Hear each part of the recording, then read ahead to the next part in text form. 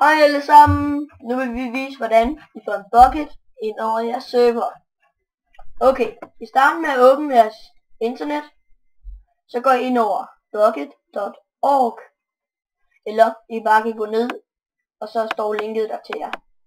Så går I ind i get plugins, så kommer der en hel rulle her. Så kan vi for eksempel bare lige tage BlockID Face.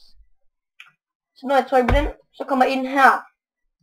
Så bør I hente den. Så skal I have noget, der hedder hvor er det?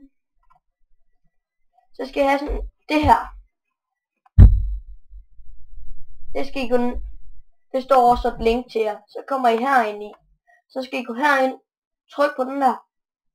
Og så når den er downloadet, så kommer der et eller andet frem hernede. Så downloader I.